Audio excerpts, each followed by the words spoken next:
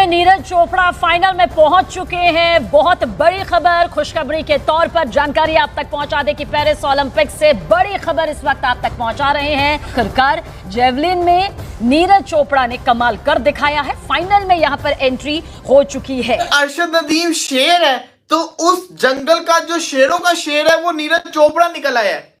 नीरज चोपड़ा ने पहली अटेम्प्ट के अंदर 89.63 मीटर की थ्रो फेंक दी और उसने बाकी सबको परेशान करके रख दिया है।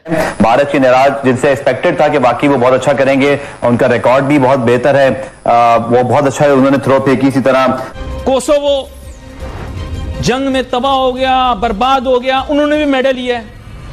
एक अकेला ये पाकिस्तानी क्यों है जिसका 0 मेडल है? और मेरे से मुहब्बे वतन होने का सर्टिफिकेट छीन रहे हो और सोशल मीडिया पे नीरज चोपड़ा की तस्वीरें तुम लोग शेयर कर रहे हो। बैनुल अक़वामी मीडिया साजिश कर रही है। क्यों भाई, मीडिया हर चीज की जिम्मेदार है। ये जो अपनी बेइज्जती करा रहे हो, अपनी 0 मेडल लेकर आ रहे हो, ये मीडिया कर रही है। इंडिया जो हमारा नेबर है उसमें एथलीट्स को इतनी इज्जत दी जाती है, उनका इतना ख्याल रखा जाता है कि कोई भी एथलीट होता है उसकी बाकायदा तौर पर जो एसोसिएशन फेडरेशन है वो उसका ख्याल रखती है, हुकूमत उनको पैसे देती है। और आप ये देखें कि जो नीरज चोपड़ा हैं, जो जेवलिन थ्रोअर हैं, उनकी तरफ से उनको जो है वो खास तौर पर उनको यूरोप भेजा गया ट्रेनिंग के लिए। टेंशन इस चीज की है कि होगा तो होगा क्या नीरज चोपड़ा गोल्ड मेडल जीत जाएगा, जो कि फेवरेट है, लग भी रहा है। हम इसके अंदर गोल्ड मेडल जीतेंगे। हम तो इस ख्वाब के साथ आए हुए हैं कि हमने गोल्ड जीतना है, हमने किसी तरीके से जीतना है। लेकिन मसला यह कि गोल्ड जीतने के लिए जो सामने सबसे बड़ी दीवार है वो दोस्तों जय हिंद। भारत के नीरज चोपड़ा ने एक बार फिर ओलंपिक में एक रिकॉर्ड बनाया है। उन्होंने लगभग 90 मीटर से अपने ही रिकॉर्ड को तोड़ दिया है और वहीं पे पाकिस्तान चौथे पता नहीं 5वें स्थान पर आया है। इससे पाकिस्तान जला भुना पड़ा है क्योंकि नीरज चोपड़ा ने उनके सपनों को एक बार फिर तोड़ दिया है। क्योंकि अब 8 अगस्त को नीरज चोपड़ा फाइनल में खेलेगा। तो देखते हैं दोस्तों ओलंपिक्स में नीरज चोपड़ा का जो फाइनल में पहुंचने से पाकिस्तान मीडिया का क्या रिएक्शन है। तो दोस्तों चलते हैं वीडियो की तरफ, देखते हैं पाकिस्तान मीडिया क्या बोल रही है नीरज चोपड़ा के बारे में। नीरज चोपड़ा 8 अगस्त को नीरज का फाइनल मुकाबला होना है। जी हाँ, नीरज का सीजन बेस्ट 89.34 का स्कोर है। टोक्यो ओलंपिक के गोल्ड मेडलिस्ट रह चुके हैं नीरज। तो 8 अगस्त को नीरज का फाइनल मुकाबला होना है। कोसोवो जंग में तबाह हो गया, बर्बाद हो गया, उन्होंने भी मेडल लिया है। एक अकेला ये पाकिस्तानी क्यों है जिसका 0 मेडल है? और मेरे से मुहब्बे वतन होने का सर्टिफिकेट छीन रहे हो और सोशल मीडिया पे नीरज चोपड़ा की तस्वीरें तुम लोग शेयर कर रहे हो। बैनुल अक़वामी मीडिया साजिश कर रही है। क्यों भाई, मीडिया हर चीज की जिम्मेदार है। ये जो अपनी बेइज्जती करा रहे हो, अपनी 0 मेडल लेकर आ रहे हो, ये मीडिया कर रही है। बैनुल अक़वामी साजिश है। बस बहुत हो गया। एक चीज मुझे तंग किए जा रही है, मुझे समझ में नहीं आ रहा कि मैं क्या करूं। आज से चंद साल पहले मैंने एक प्रोग्राम किया, उसमें यह बात की कि जिन ममालिक के अंदर खेल का मयार अच्छा होता है उनकी मईशत, उनकी माशरत और सियासत भी अच्छी होती है। चंद साल पहले की बात।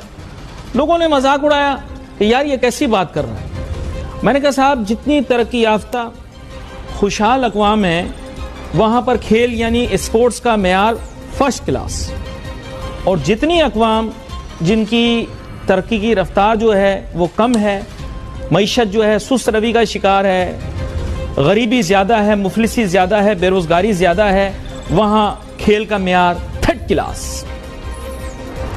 अब नाजरीन, मेरी इस बात की नफ़ी हो गई।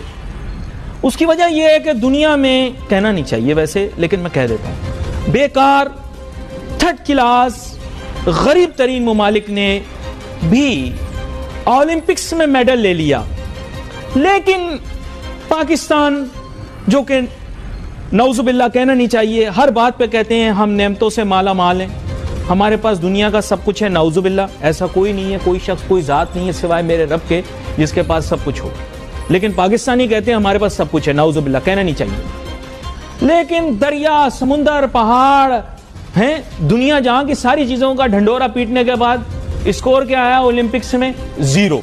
ये देखें कि जो नीरज चोपड़ा हैं, जो जेवलिन थ्रोअर हैं, उनकी तरफ से उनको जो है वो ख़ास तौर पर उनको यूरोप भेजा गया ट्रेनिंग के लिए। और ट्रेनिंग करवाई जा रही है उनको वहाँ पर उनको यूज़ टू करवाया जा रहा है वेदर से। और हमारे जो एथलीट हैं वो अभी तक यहाँ पर ही हैं, गर्मी में ट्रेनिंग करते रहे हैं।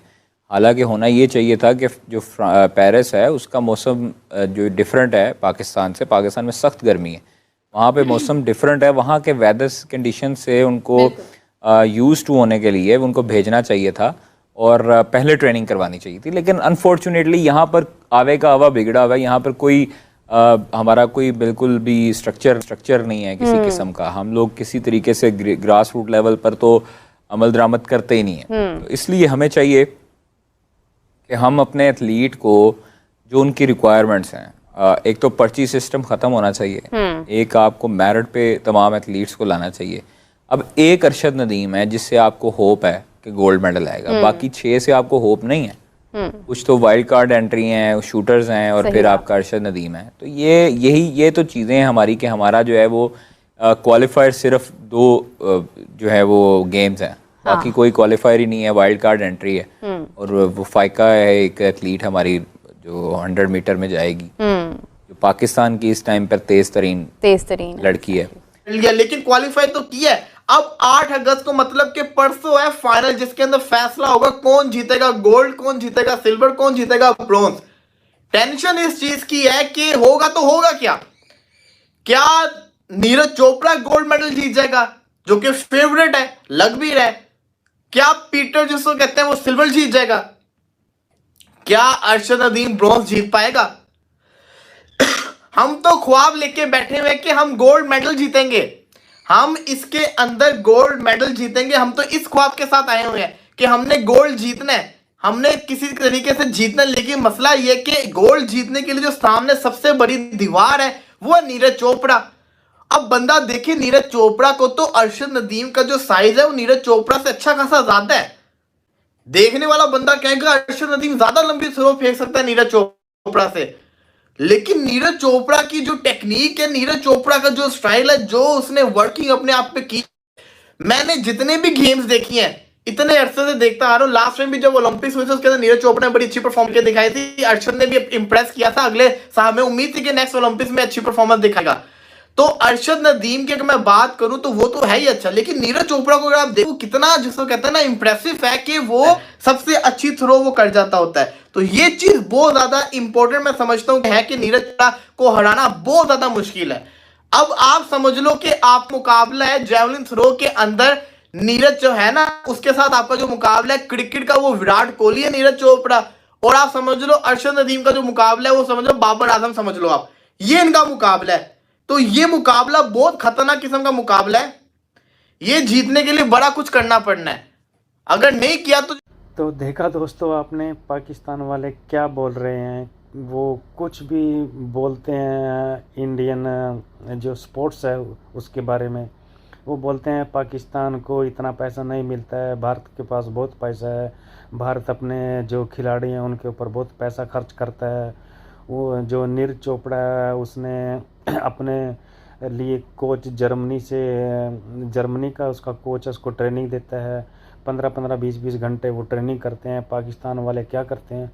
तो ऐसे ही दोस्तों पाकिस्तान अनाप शनाप बोलता जाता है और अपना कुछ काम धंधा करते नहीं हैं, लोगों के ऊपर ब्लेम लगाते हैं, ये है वो है। तो दोस्तों वीडियो में अगर अच्छी लगी तो वीडियो लाइक और सब्सक्राइब ज़रूर करना। थैंक्स दोस्तों, जय हिंद।